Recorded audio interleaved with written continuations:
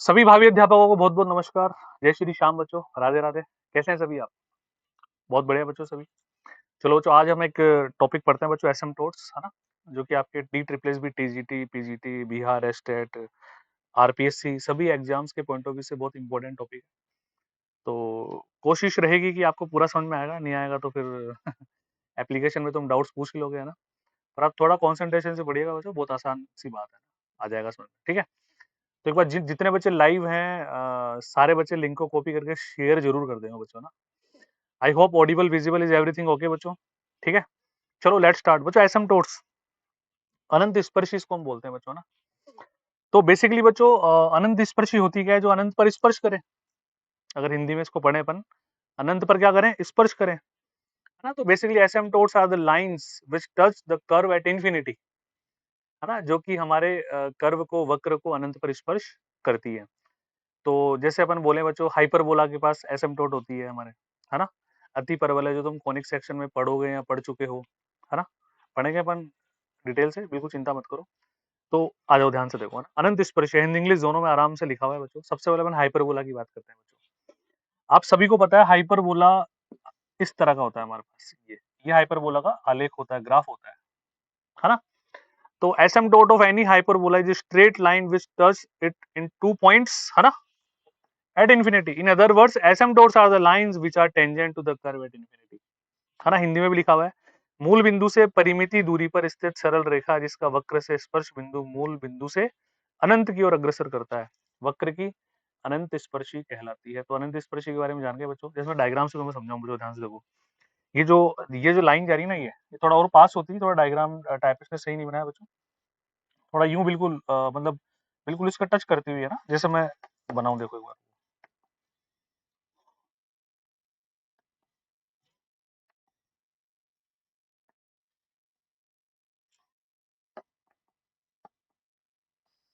ये बिल्कुल ऐसे ऐसे टच करती हुई है ना इन दोनों के।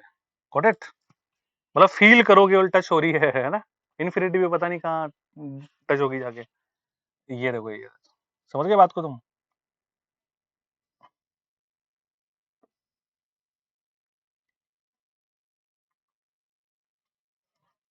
मतलब सही है डायग्राम, मतलब तुम समझो बात को, है ना।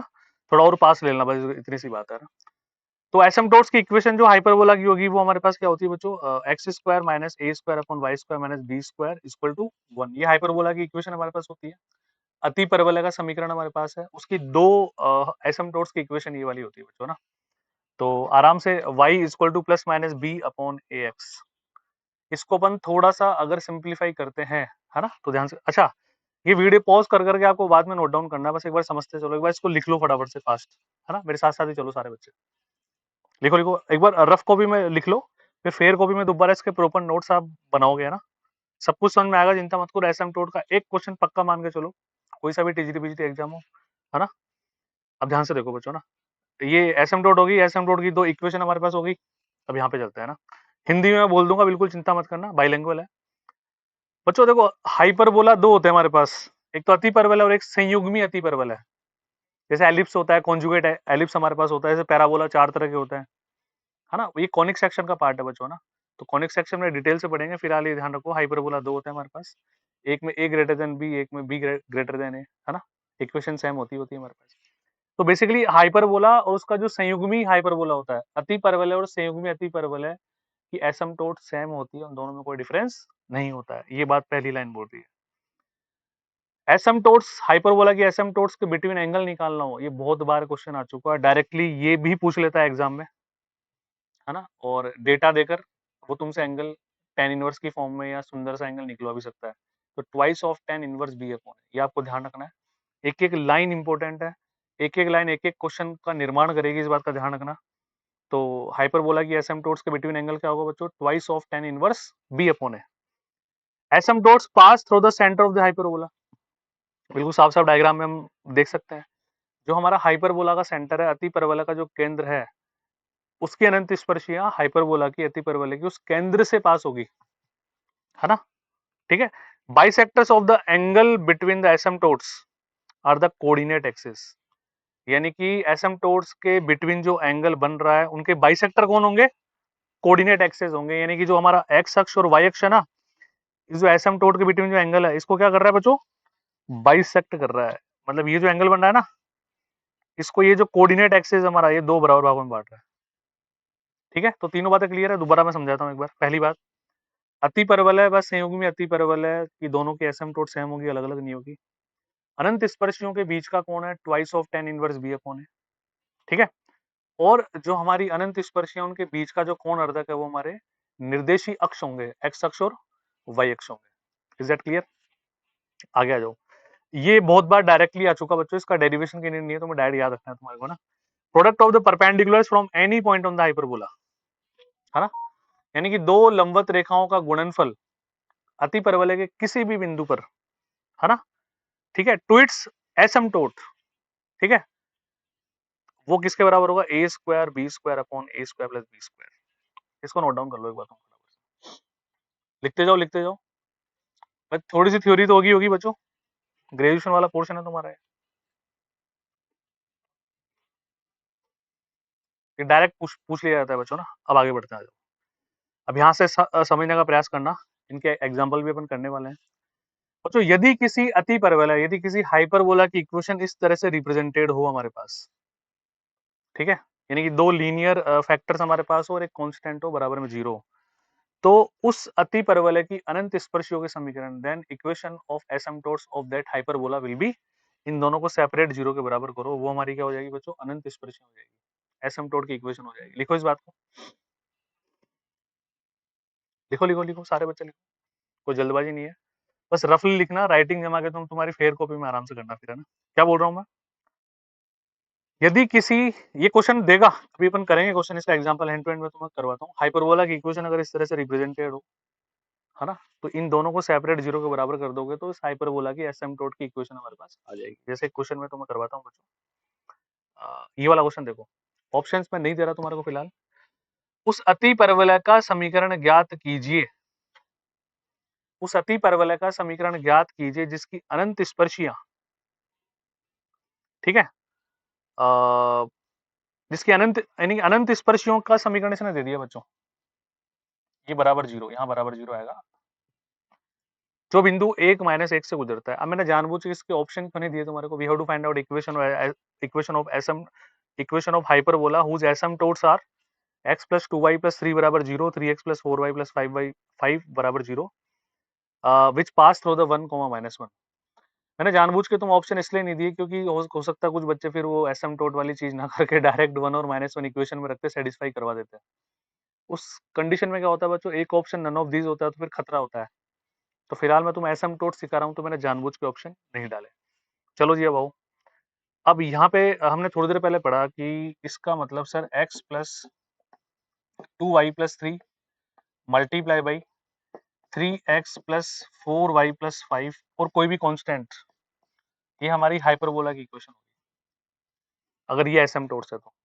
यस, अब hyperbola passing through one comma minus one, तो x equal to one, y equal to minus one रखने पे सेटिस्फाई करेगा, तो one minus one plus three, ठीक है, one minus one plus five plus के बराबर जीरो। ये आ गया तीन और एक, चार में से दो गया तो दो, ठीक है, पांच और तीन आठ में से चार गया तो चार, प्लस के बराबर जीरो, तो के की वैल्यू आ गई बच्चों माइनस का एट।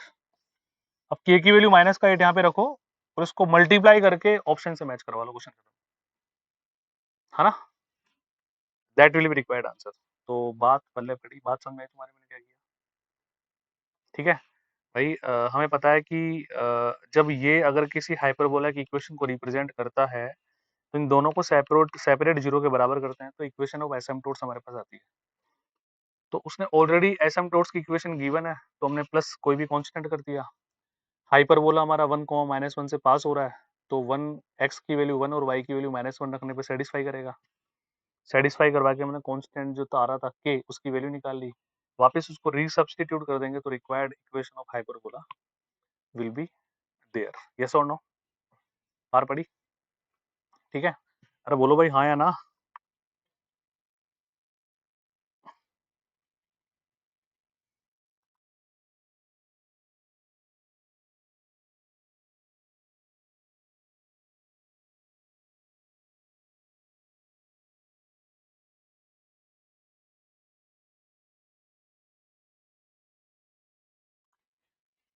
क्लियर है सभी का? अब आ जाओ बच्चों यहाँ पे ना, हाइपरबोला की अनंत स्पर्शियां ज्ञात कीजिए, है ना, यानी कि we have to find out asymptotes of this hyperbola. अब इसने हाइपरबोला बोल दिया तो हमें उस फॉर्मेट में कन्वर्ट करें अपन, किस फॉर्मेट में, इस तरह से जो हमने सीखा अब तक। तो देखो इसमें क्या करना होगा बच्चों, तुम्हारे को सबको एक तरफ ले चलो, पहले तो ले चलेंगे सबको एक तरफ।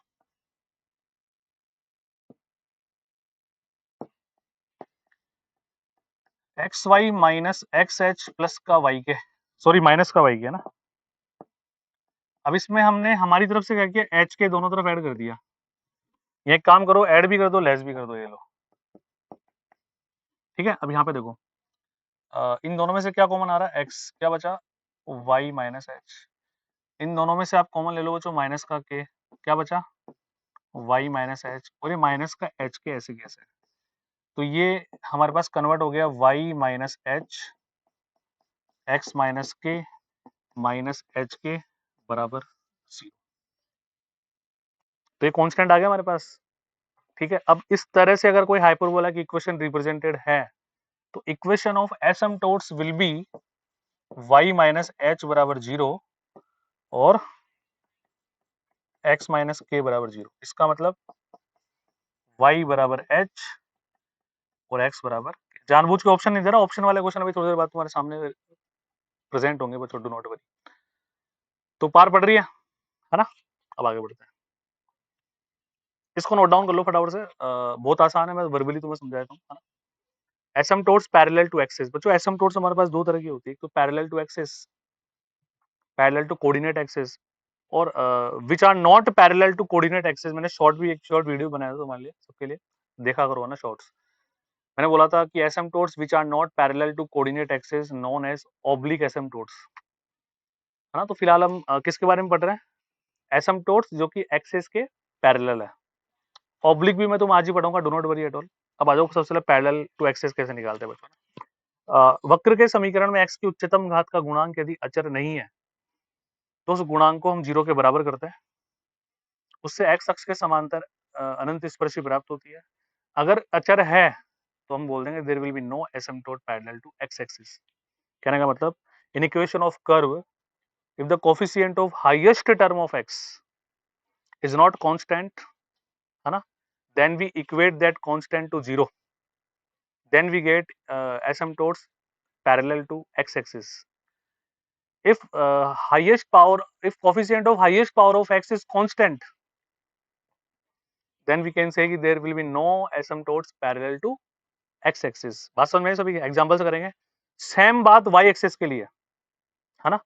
if the coefficient of highest power of y if the coefficient of highest power of y is not constant, then we equate that constant to 0।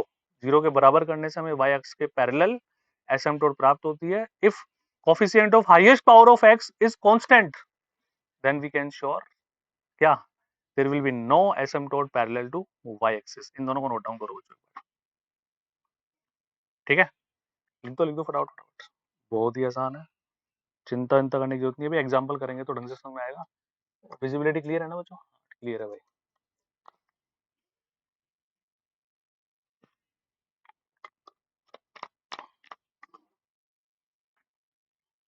Done.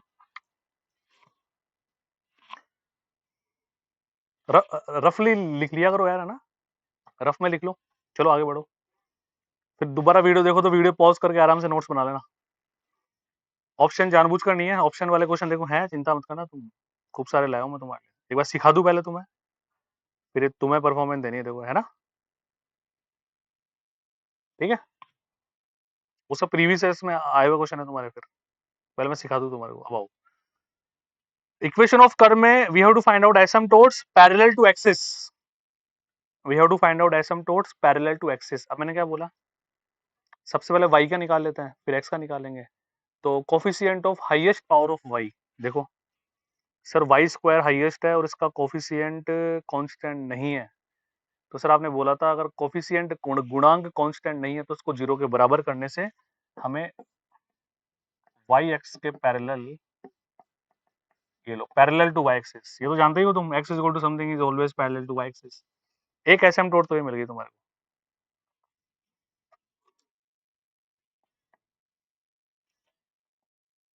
x बराबर,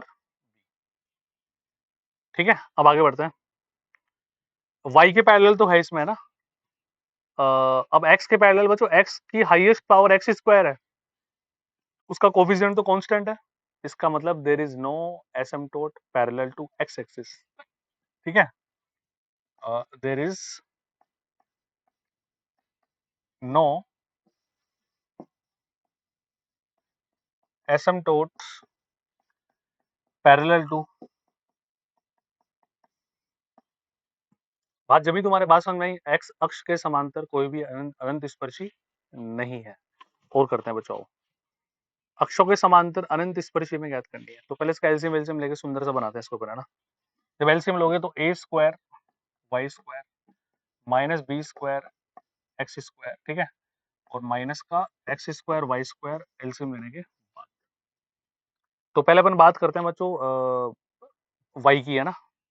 तो वाई स्क्वायर कॉमन लोगे ना, तो क्या बचेगा अंदर, ए स्क्वायर माइनस एक्स स्क्वायर, ठीक है। तो अब इसमें देखो तुम, वाई स्क्वायर का जो हाईएस्ट पावर है उसका कोफिशिएंट कांस्टेंट नहीं है, तो a square minus x square को जीरो के बराबर किया तुमने, एक्स स्क्वायर बराबर ए स्क्वायर, तो एक्स बराबर प्लस माइनस है। इज दैट ओके और नॉट, है ना। तो इसका मतलब क्या हुआ, there are two asymptotes which are parallel to y axis, दो अनंत स्पर्शियां जो कि वाई अक्ष के समांतर है ना। अब एक्स के भी तो है, एक्स में भी कॉमन ले लो, आ जाओ।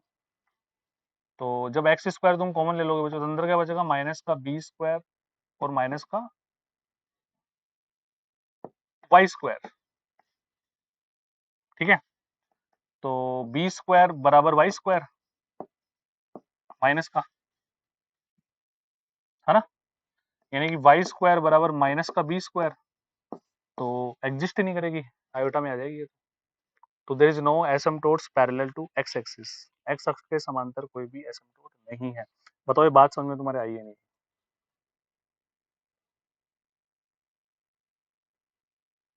जल्दी जल्दी बोलो भाई।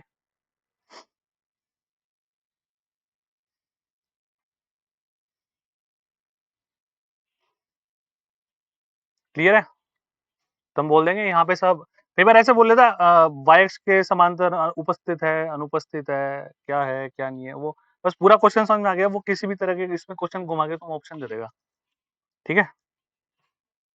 बढ़े थोड़ा सा आगे, next, x square y square बराबर a square bracket x square plus y square, इसमें वही पैरेलल टू एक्सेस निकालनी है तुम्हारे को। ऑब्लिक एसिम्प्टोट के बारे में पढ़ेंगे, उस बात की चिंता मत करना, बस करते जाओ धीरे धीरे। तो x square y square minus का a square x square minus का ए स्क्वायर वाई स्क्वायर बराबर जीरो। तो पहले वाई को एक जगह एकत्रित कर लेते हैं बच्चों। तो x square minus a square, इसका कोफिशिएंट कांस्टेंट नहीं है, तो एक्स स्क्वायर बराबर ए स्क्वायर एक्स बराबर प्लस माइनस है, यानी कि वाई अक्ष के समांतर यहाँ पे दो एसिम्प्टोट्स अवेलेबल है हमारे पास, दो अनंत स्पर्शी अवेलेबल है। अब एक्स अक्ष का देखते हैं अपन, है ना। तो एक्स स्क्वायर कॉमन ले लो ये रहा, तो टेकिंग एक्स स्क्वायर कॉमन, तो y square minus x square, ठीक है।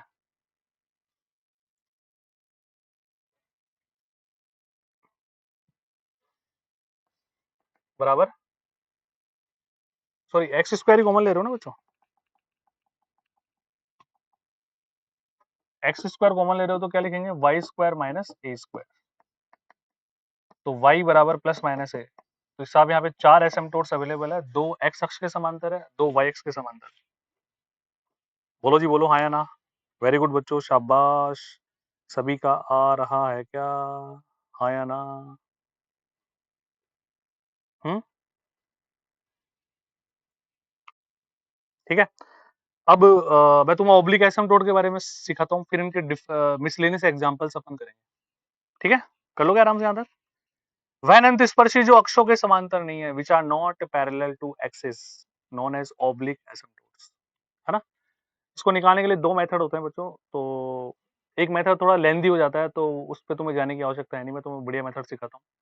उसके दो एग्जाम्पल करते हैं, तुम्हारे अंदर कॉन्फिडेंस आ जाएगा, थोड़ा इरिटेशन भी होगी पहले एग्जाम्पल में, लेकिन सेकंड एग्जाम्पल करते ही you will feel very very confident, है ना। तो आराम से स्टेप्स को नोट डाउन कीजिएगा, ये रही तुम्हारे सामने स्टेप्स। मैं इंग्लिश में ट्रांसलेट कर दूंगा, चिंता मत करना, है ना। एक बार इनको लिखो, ये लिखनी पड़ेगी तुम्हें एक बार, फिर एग्जाम्पल के माध्यम से मैं तुम्हें समझाऊंगा। पर तुम्हारी नोटबुक में लिखी हुई रहेगी तो तुम बार बार उसको रिलेट कर पाओगे पन्ना पलट के पहले एग्जाम्पल में, क्योंकि मैं तो फिर अगले पन्ने पे चले जाऊंगा, है ना, इसलिए आओ। वक्र के समीकरण में उच्चतम घात के पदों में, उच्चतम मतलब जो सबसे हाईएस्ट डिग्री की जो टर्म है, हाईएस्ट डिग्री की जो टर्म है, ध्यान सुनना, in the term of highest degree in the equation of curve we put x is equal to 1 and y is equal to m, ठीक है, और उसको जीरो के बराबर करते हैं, उससे m की डिफरेंट डिफरेंट वैल्यूज हमारे पास आती है, m की वैल्यूज हमारे पास m1 m2 m3 जो भी आ गई हमारे पास, है ना। अब ये पहला प्रोसेस हो गया।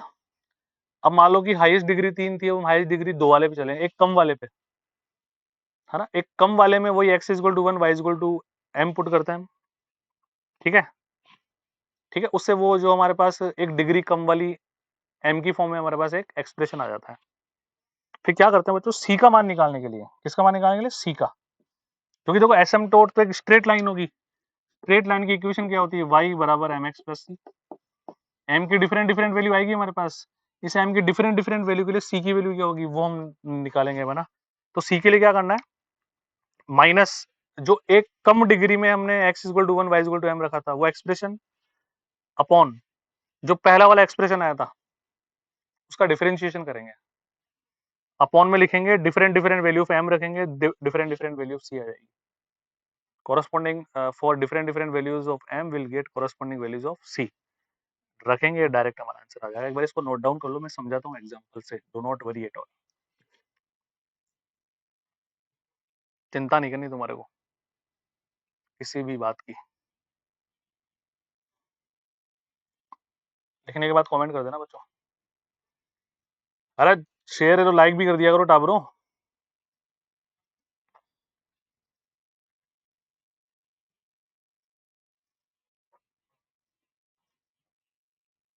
ठीक है, चलो आगे बढ़े, एग्जाम्पल करते हैं। जानबूझ के ऑप्शन नहीं दे रहा, ऑप्शन वाले क्वेश्चन करेंगे, पहले समझ लो बच्चों। निम्न वक्र के अनंत स्पर्श ज्ञात कीजिए, फाइंड आउट एसिम्पटोट्स। आपको इंग्लिश मीडियम वाला बच्चा इशू मत बना देना इस बात का, इंग्लिश में नहीं है मैं बोल रहा हूँ, है ना, और हिंदी वाला भी इशू मत बना देना, बाइलैंग्वेज चल रहा है सब कुछ, इसके बाद अगर आप इशू बना रहे हो तो आप ढोंगी हो फिर, है ना, ठीक है, फिर आपको पढ़ाई नहीं करनी, आपको माहौल बनाना है केवल। निम्न वक्र के अनंत स्पर्श ज्ञात करना है, मैंने क्या बोला सबसे पहले, हाईएस्ट पावर ऑफ एक्स, है ना, एक बार तुम खुद ट्राई करो, एक दो स्टेप्स तक तो पहुंचो देंगे, है ना। स्टार्ट, सारे बच्चे स्टार्ट करो, चलाओ पेन चलाओ।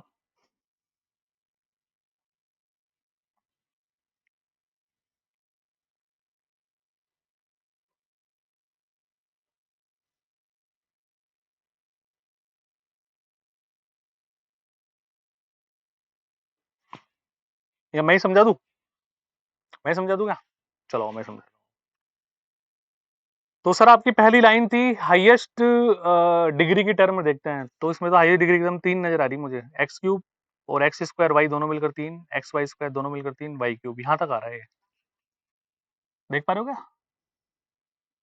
तो इसमें एक्स की वैल्यू 1 और वाई की वैल्यू m, तो 1 का क्यूब 1, एक्स की 1 तो 2m, माइनस एक्स का 1 तो m स्क्वायर और माइनस का 2m,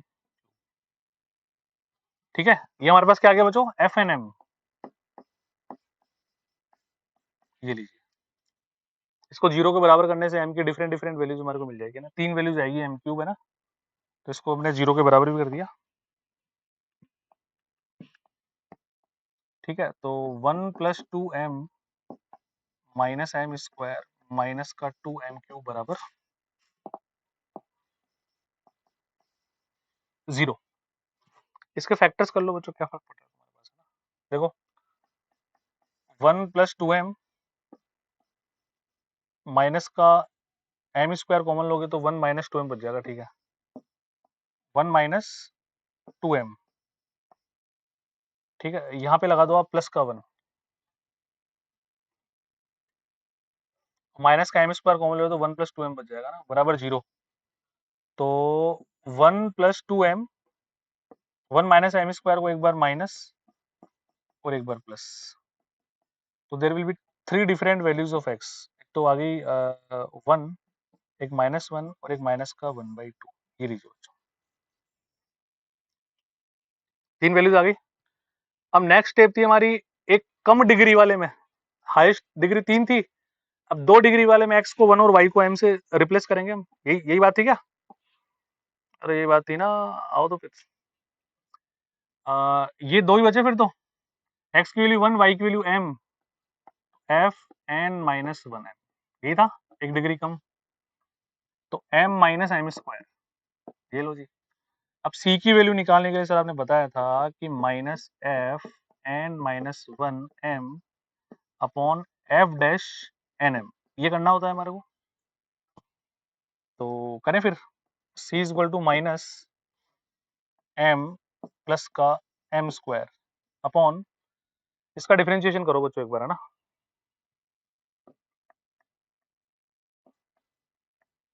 1 का 0, 2m का m के रेस्पेक्ट में करना है 2 माइनस 2m माइनस का 6m स्क्वायर, ठीक है, तो 2 माइनस 2m माइनस का 6m स्क्वायर,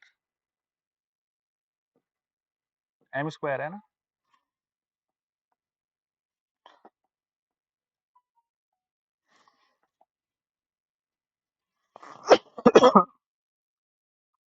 रखो m का मान 1, जैसे बच्चों यहाँ पे m का मान 1 में रखूंगा, है ना, 4m इज इक्वल टू 1, तो 1 रखो बच्चों, तो 1 माइनस 1 0, c विल बी 0, एक बन गई y बराबर m x प्लस c, एक एसिम्प्टोट तो y बराबर x आ गई।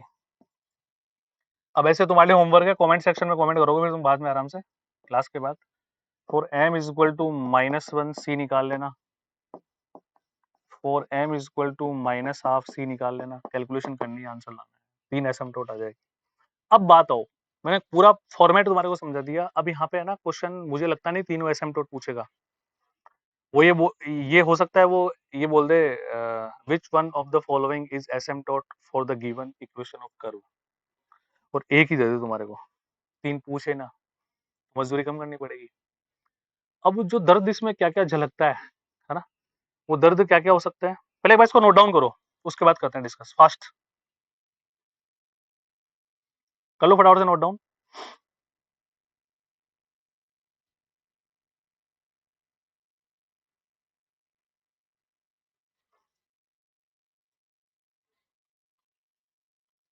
कर लिए सारे बच्चे?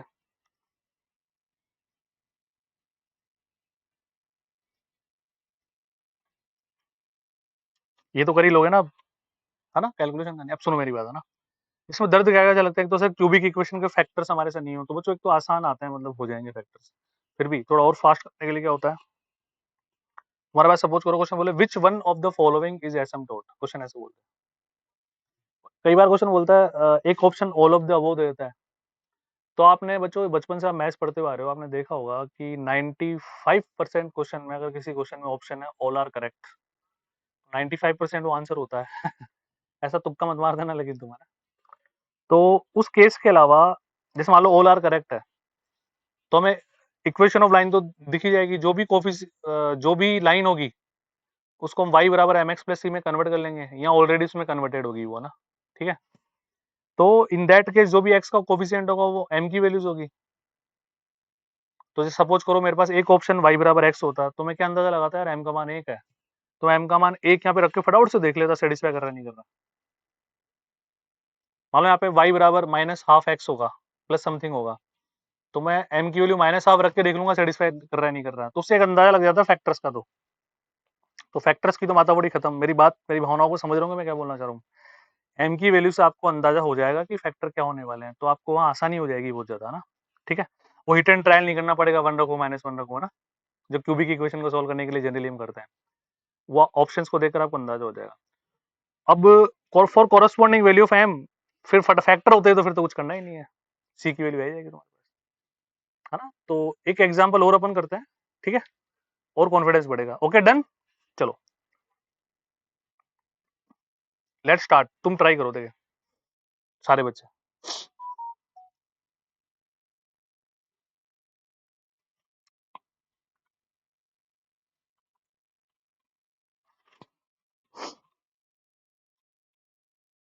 करो करो सारे बच्चे, कमेंट भी करते जाओ।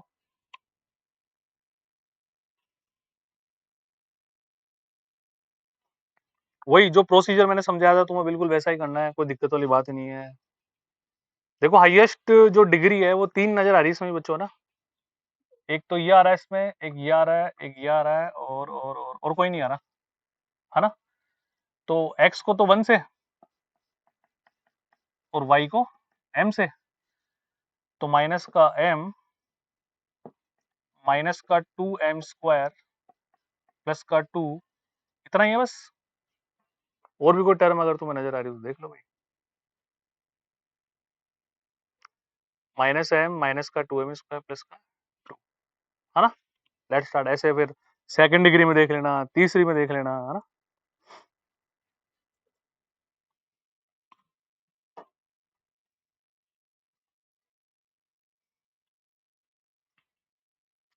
एक टर्म और होनी चाहिए तभी तो पेयर बनेगा बच्चों ना, 3 में तो कैसे? या तो टाइपिस्ट ने मिस्टेक कर दी, मुझे ऐसा लग रहा है बच्चों में। 3 क्यूब करो आप, तब बैठेगा जुगाड़, m क्यूब। हाँ, तब फैक्टर्स बनेंगे, तभी तो सिस्टम बैठेगा। और वो क्यूब वाली को तो पहले रख रहा है तो उसको पहले रखेगा। तो एक अंदाजा लगा सकते हैं टाइपिस्ट ने कोई मिस्टेक कर दी, वाई क्यूब होना चाहिए बच्चों पे, 101% है ना? ठीक है, अब आ जाओ। ये एफ एन एम आ गया हमारे पास। तो यहाँ से पहले इसका एक डिफरेंशिएशन करके भी अपन रख लें, काम आएगा। 3m स्क्वायर माइनस का 1 माइनस का 4m, इसके फैक्टर कर लें अब। तो m square common, m common आ रहा है, m स्क्वायर माइनस 1, यहाँ से माइनस का 2 कॉमन ले लो, m स्क्वायर माइनस 1, ये लो, बहुत बढ़िया बच्चों। तो एक आ गया m बराबर 1, एक आ गया -1, एक आ गया 2, 3 वैल्यू आ गई तुम्हारे पास। और कई बार क्या होता है, मान लो एक there is only unique option जिसमें इन तीनों में से, जैसे मान लो वो एक एसिम्पटोट पूछना चाह रहा हो तुम्हारे पास, है ना? और चारों में से एक ही ऑप्शन ऐसा आ रहा हो जिसमें m बराबर 2 आ रहा हो, या इन तीनों में से कोई एक आ रहा हो, तो फिर सी की वैल्यू निकालने की जरूरत नहीं, वही ऑप्शन हमारा आंसर है। बात समझ रहे हो? तो बहुत सारे चीजें होती है, वो प्रैक्टिस करने से धीरे धीरे आप, ऐसा नहीं कि तुमको बड़ा ही करना पड़ेगा।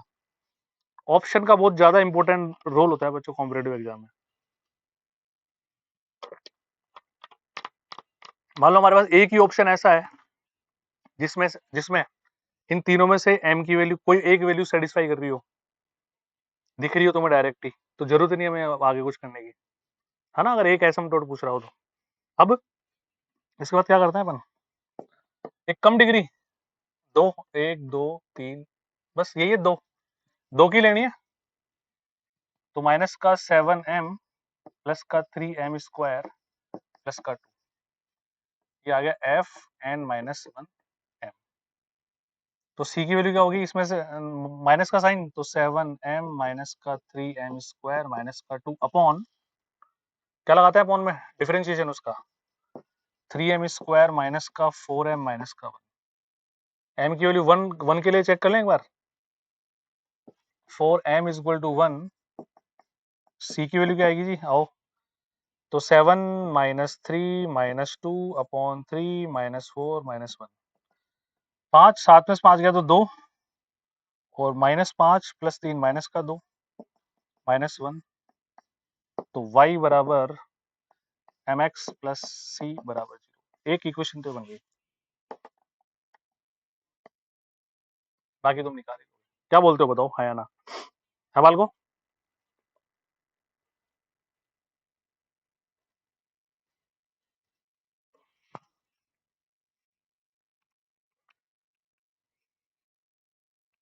डन है क्या मामला?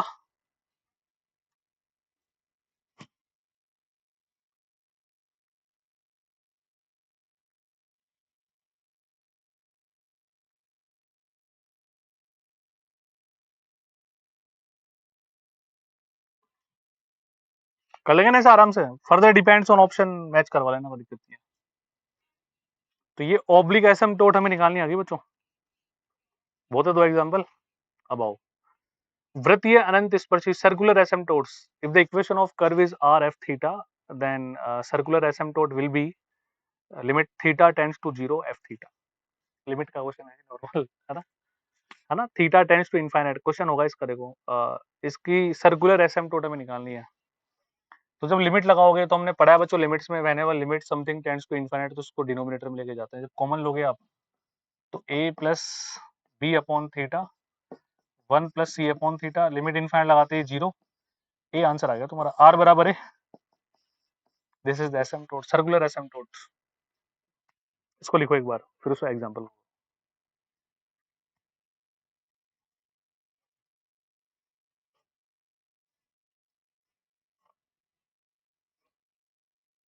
This is recorded session this is not exact live बच्चों ना।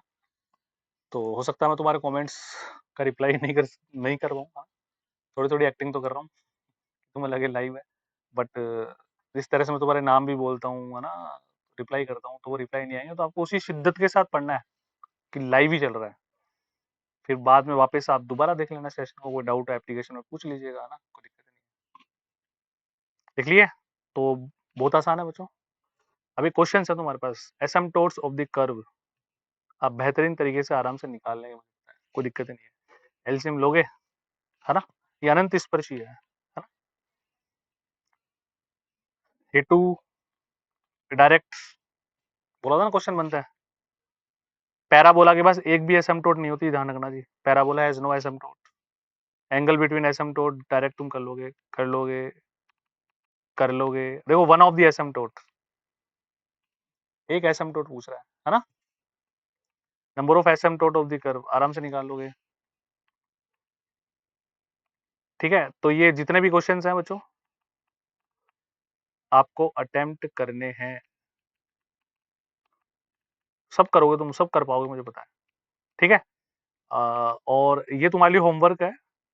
फिर इन एक एक क्वेश्चन को मैं अपने नेक्स्ट लाइव क्लास में जो कल लाइव क्लास होगी तुम्हारी है ना उसमें अपन ये मिसलेनियस क्वेश्चन अपन करेंगे पहले शुरू के 15 मिनट में ताकि तुम मैच भी कर लोगे इनको। Got it. एक एक क्वेश्चन को वीडियो पॉज कर लो आप पॉज कर करके आप इनको ट्राई करो आराम से। ओके दोबारा देखना है सेशन। ठीक है तो कल फिर वापस अपन क्या करेंगे शुरू के 15 मिनट में एसिम्पटोट्स के क्वेश्चन में सॉल्व करूंगा। तुम मैच करोगे तो दुख दर्द होगा तो अपन डिस्कस कर ही लेंगे। डन। एक एक क्वेश्चन मैंने तुम्हें दिखा दिया बच्चों आराम से। तुम पॉज कर सकते हो यूट्यूब पे कोई दिक्कत वाली बात ही नहीं है। तो बहुत आज के लिए राधे राधे जय श्री श्याम बच्चों। Please share this session as much as you can. अपने डी ट्रिपल जी पीजीटी वाला बैच टीजीटी वाला बैच 13 जनवरी से शुरू है तो जो बच्चे इच्छुक हैं वो लेट ना करें क्योंकि डी ट्रिपल जी कभी भी धमाका कर देगा है ना। तो आपकी प्रिपरेशन बढ़िया रहनी चाहिए और इस बार अपन को छोड़ेंगे ही नहीं। ग्रेजुएशन 11 12 सब पढ़ेंगे। आ जाओ कहीं सही चाहे 1 सीट हो चाहे 8 सीट हो चाहे 1000 सीट हो हम सब निकाल लेंगे आराम से है ना। और ये चीजें आरपीएससी के लिए भी लाभदायक है। एस्टेट व बिहार एस्टेट के लिए भी लाभदायक है। तो आप थंबनेल को देखकर बिल्कुल डाइवर्ट ना हो कि नहीं तो आरपीएससी का नहीं है तो बीपीएससी का नहीं है ना। सब चीजें वही है।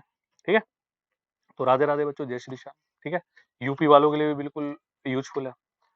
तो मिलते हैं बच्चों और थोड़ा सपोर्ट करो आपके अपना ही चैनल है शेयर भी किया करो लाइक भी किया करो है ना। तो 13 जनवरी से बैच स्टार्ट है ध्यान रखा। राधे राधे जय श्री श्याम। Take care.